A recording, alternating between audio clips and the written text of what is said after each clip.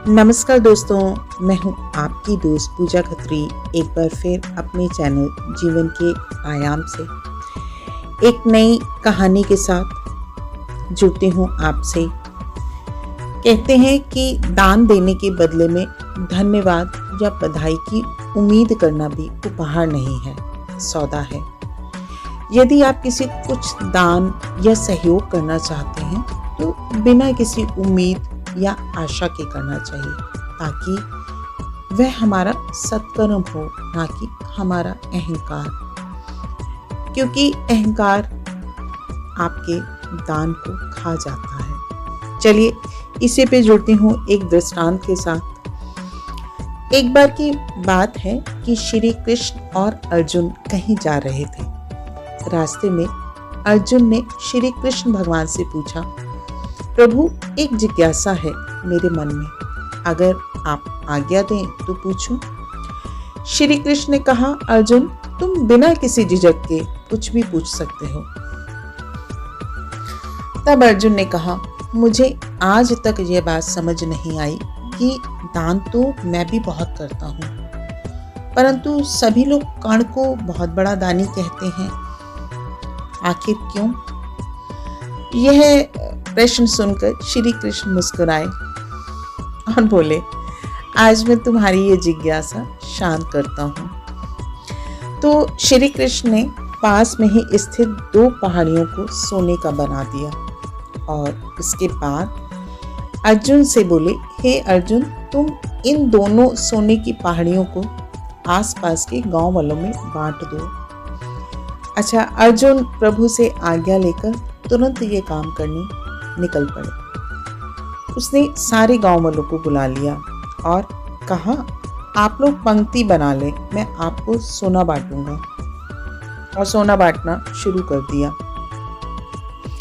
गांव वालों ने अर्जुन की खूब जय जयकार की और सोना लेते जा रहे थे। एक तरफ अर्जुन सोना पहाड़ी से तोड़ते जा रहे थे और गांव वाले को देते जा रहे थे। लगातार 2 दिन 2 रात तक अर्जुन सोना बांटते रहे। अब तो उनमें अहंकार आ गया। गांव के लोग भी वापस आके दोबारा से लाइन में लगने लगे थे, पर इतने में अर्जुन बहुत थक चुके थे। जिन सोने की पहाड़ियों से अर्जुन सोना तोड़ रहे थे, निरंतर बांटने के बावजूद उन पहाड़ियों के आकार में जरा भी कमी नहीं आई थी। आखिर में उन्होंने श्री कृष्ण भगवान से कहा, अब मुझसे ये काम नहीं हो सकेगा, मुझे थोड़ा विश्राम चाहिए। तो प्रभु ने कहा, ठीक है, जाओ तुम विश्राम करो। और उन्होंने कर्ण को बुला लिया। देखिए, अब उन्होंने कर्ण से वही बात बोली कि इन दोनों पहाड़ियों का सोना इन गांव वालों में बांट दो। और कर्ण तुरंत सोना बांटने चल दिए। अब उनका जो तरीका था उसमें नजर डालिए। उन्होंने गांव वालों को बुलाया और उनसे कहा, यह सोना आप लोगों का है, जिसको जितना सोना चाहिए यहाँ से ले जाए। ऐसा कहकर कर्ण वहां से चले गए। यह देखकर अर्जुन ने कहा, ऐसा करने का विचार मेरे मन में क्यों नहीं आया। श्री कृष्ण द्वारा अर्जुन को शिक्षा मिली। श्री कृष्ण ने क्या कहा, तुम्हें सोने से मोह हो गया था। तुम खुद यह निर्णय कर रहे थे कि किस गांव वाले को कितनी जरूरत है, उतना ही सोना तुम पहाड़ी से खोदकर उन्हें दे रहे थे। तुम में दाता होने का भाव आ गया था। और दूसरी तरफ कर्ण ने ऐसा नहीं किया। वह सारा सोना गांव वालों को देकर वहां से चले गए, क्योंकि वह नहीं चाहते थे कि उनके सामने कोई उनकी जय जयकार करे, प्रशंसा करे और उनके पीठ पीछे लोग उन्हें क्या कहते हैं, इससे उसको कोई फर्क नहीं पड़ता।